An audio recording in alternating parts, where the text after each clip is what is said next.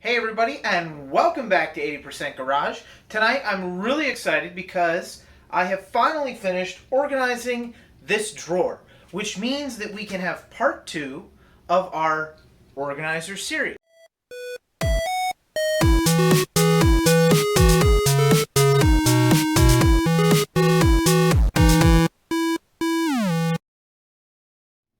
Now, it took me a little bit longer to get through this video than I had originally intended.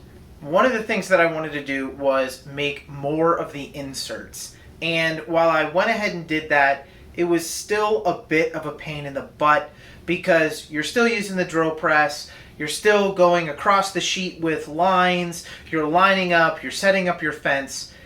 Not the easiest thing to do. So I had to think for a while about what I could do to make that a little bit easier.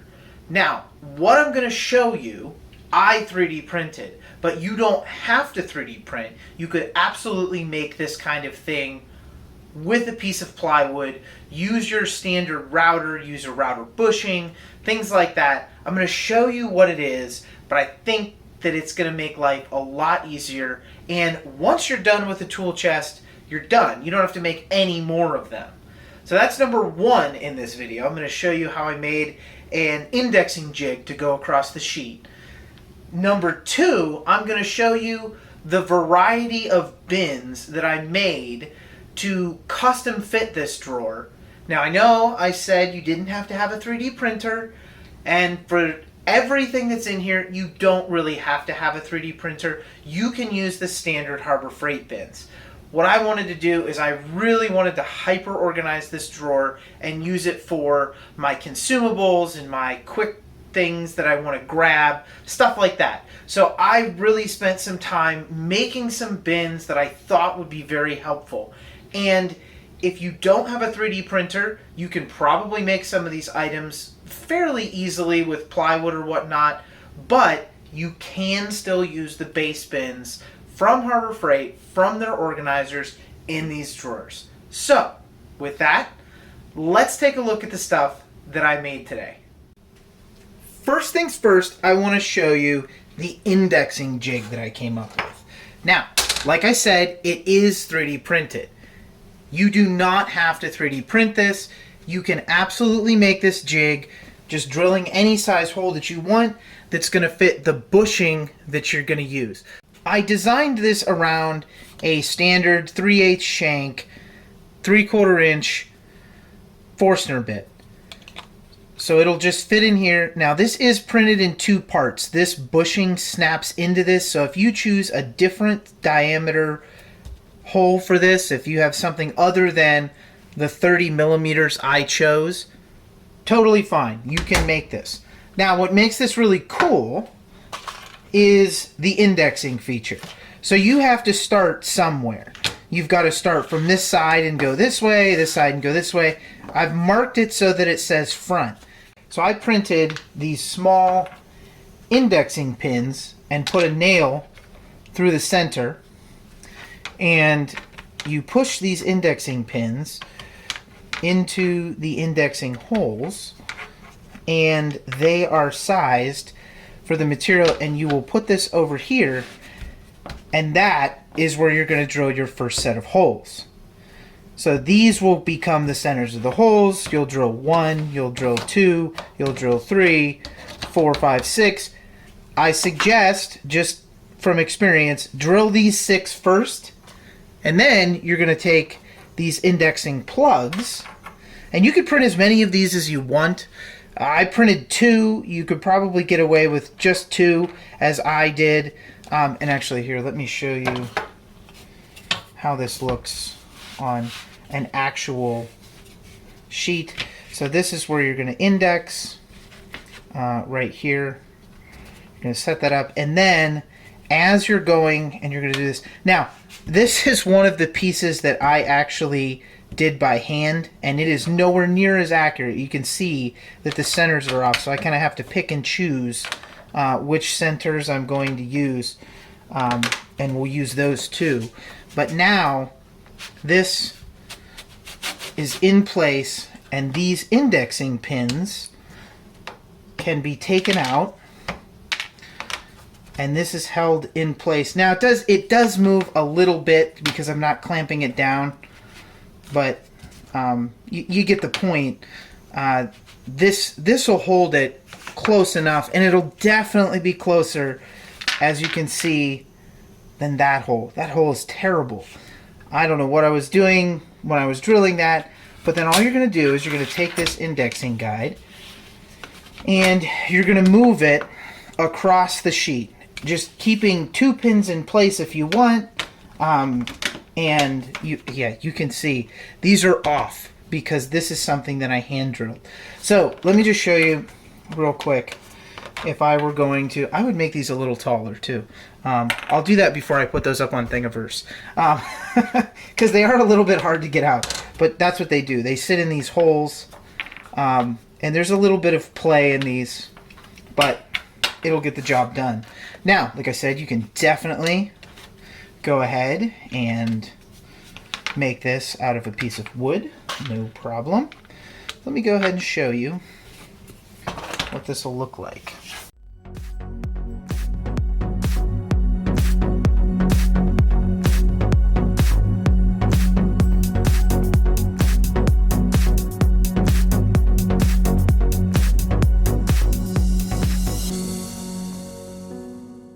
Okay, so now,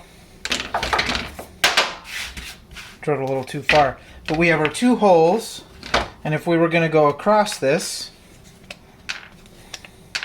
we can then take these pins out, set those aside, and put these in place, clamp it again, and work our way across. Now, like I said, there is a little tiny bit of play in this. You might want to upsize these just a little bit, but 3 would definitely make it better. But you can see if I put my old one here, these are more accurate than the ones that I hand drilled on the drill press, which could be bad form on the drill press. Overall, I think this is great. Alright, now on to the main event, the bins. Now these bins, you can go on Thingiverse now, and I have created an auto-generating Fusion 360 file that creates a bin in any unit, this way of short and this way of long. So you just say, I want a 4S by 3L bin. And this is the S length, and this is the L length, I believe. Don't quote me on that. One of the things that I know a lot of other bins do is they print these small standoffs that fit down in the holes. Now, I did not want to do that because it takes extra time. You've got support material. It's kind of annoying. So what I did is I took the advice or the design that another Thingiverse person had done, and I utilized screws. I liked the way that those looked, and it gives me another feature that I think you will like on the inside of the bin. But let me talk about this big bin for a moment. This bin is a 4S by 3L, so it fits into the case with no problem, and it is a sanding disc holder. And one of the things that I thought about when I was printing these is, what if I change my mind? What if I do not like this particular thing that I've made? What if I want to use this as just a large bin? So I made it as an insert.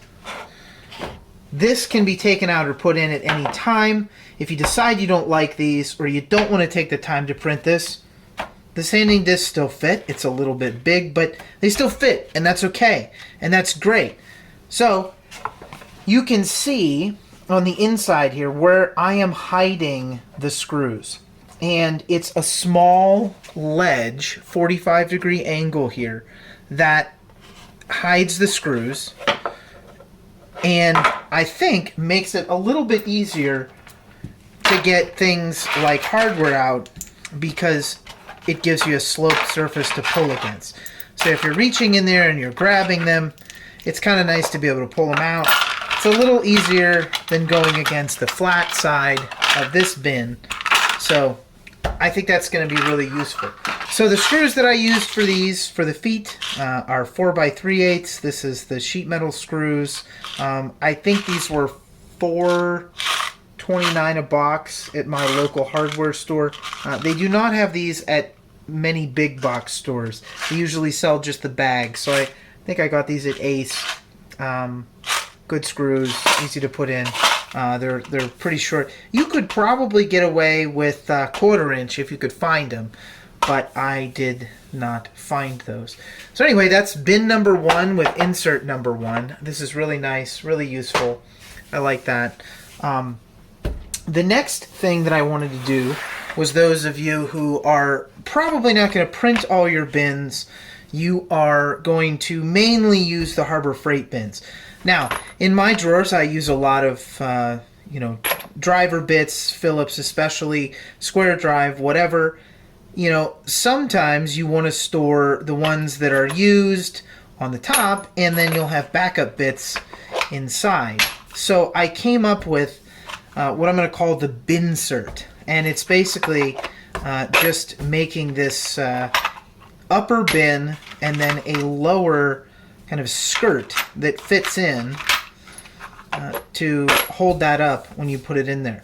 So now I've got all the bits that I'm going to use. I've got extras on the bottom, and this takes about 10 minutes to print.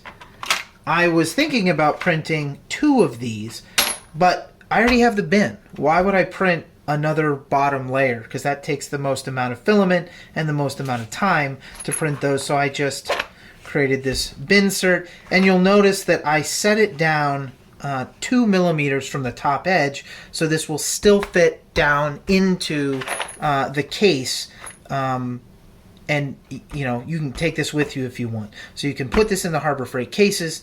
It's perfect. It's great. I really like this design. One of the things that I did notice while I was doing this is there are 2 or 3 model numbers of the Harbor Freight cases.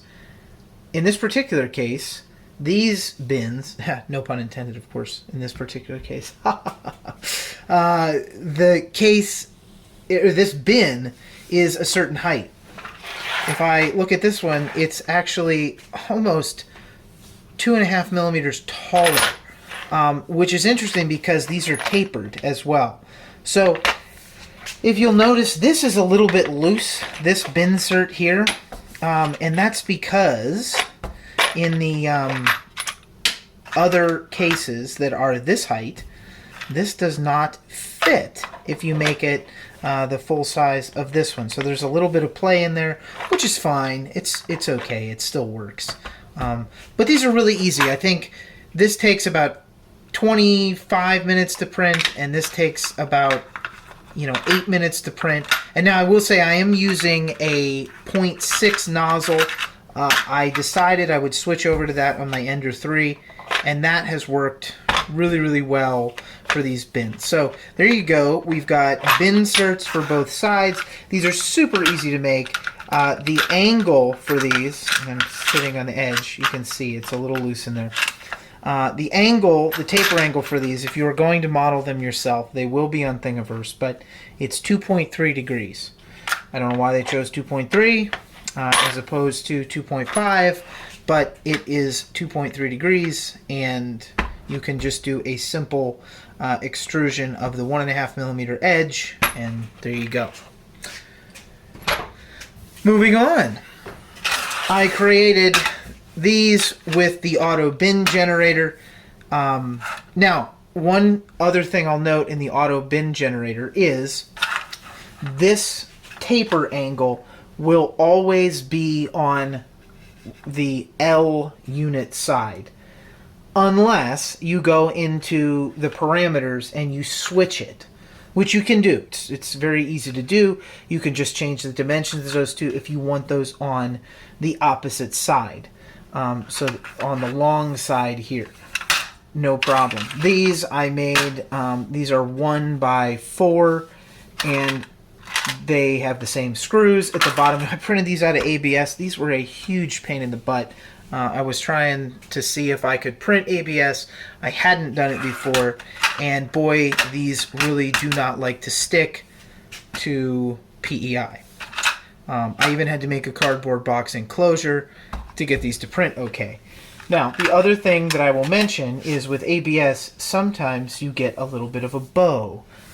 The really nice thing with these screw feet is that allows you to leave them slightly unscrewed like I have here and straighten out that bottom. So now the tops obviously print pretty straight, pretty flat, because the bow is occurring and it's making up right there in this particular bin. So once I straighten this out, the bin is okay. They're going in your tool chest.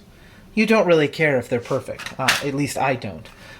So nice experiment, fun to do. There they are. Another one, just a small one. This is PETG. This is a 2 by 1, 2L by 1S. I know, it's weird. L is the short side, but there's that. And then this one here. So I'm going to flip this over, and I'm going to hopefully not dump these completely out. But you'll notice I only have 2 screws in the bottom of this particular bin. Now, my drawer, and probably your drawers, are not exactly the right depth to fit this many cases in. So this bin in particular is a makeup case. So if you look at another case next to this, it has an extra 15 or 20 millimeters after the foot. So I printed these to make up the space in the back of the drawer that I would lose otherwise. Okay, so here's the drawer. You know, I'm not going to go through every bin here. We've already looked at these, but these, I've got the Binsert with my extra items inside. I got one for nut drivers. I've got one for star bits. I have one for countersinks. These are really neat. I like these a lot. I think these will do really well for me. One thing that you could add is a small tab if you're going to modify these bins. Like I said, these bins will all be on Thingiverse. But, you know, I haven't quite decided everything that I'm going to put in these. But right now it's a good start as to consumables that I use quite a bit. I want immediately at hand right here. So I've got all my sanding discs over there. You know, I've got my spade bits here that are easy. I've got brads in all sizes. Obviously, I'll probably take these out and leave them bare just so they're easier to grab. But for now, I just wanted to know how many I had. I've got my, you know, single edge utility blades. I've got my plastic versions of those. I've got some rubber bands. JB Weld. Of course, everybody's got to have, you know, infinite amounts of JB Weld because you can fix everything with that, right? Some blue thread locker. You know, if you watch Fuzzy Dice projects, you know, this, you can never have enough of this. Just gallons of it would be good. I don't have my WD-40 in here, but, you know, I'll give him a call and see if he can send some over for me. All right, I almost forgot. There was one other thing that I wanted to show you guys with these bins. I had mentioned that these are still compatible with the Harbor Freight cases. You can take these with you as you go. Now, I'm going to show you a couple that probably you will never take with you because they're so large, but if you do, they are compatible. So the sanding disc bin fits right in there. You could put as many different kinds of sanding discs as you want in multiple layers in here, and that would be completely fine. I think that would work. You could put that one in. Let's take a couple bins of brads with us. Let's take my bits here. And like I said, you can tell that these are from different bin lots from Harbor Freight. Mine are all consistent, but these for some reason are not. I couldn't tell you why. Let's take some plastic razor blades with us. Make sure to take our number 2 Phillips. And then let's take our JB Weld. So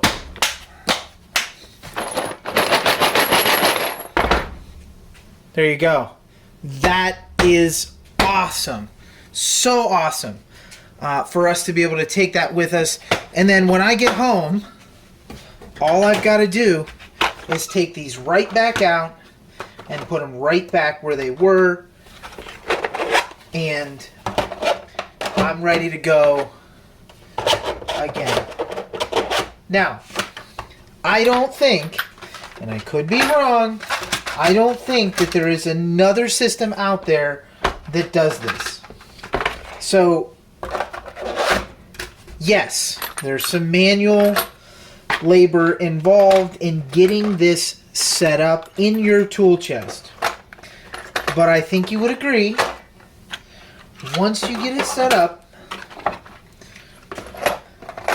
it is fantastically easy to switch from that case back into your drawer. I'm going to call that the end of the video. This turned out better than I possibly could have expected. All my drawers are going to get this treatment, even ones with really big stuff, and I'll probably post an update where I make bigger and bigger and bigger bins using my fairly small printer. When I do those, I'll maybe post a part 3. Maybe I'll make a detailed how to use this indexer video if people want it. I think it's pretty self-explanatory, but maybe it warrants that. Anyway, thanks for watching the video. Please like, subscribe, and comment below, and we'll see you next time on the 80% Garage.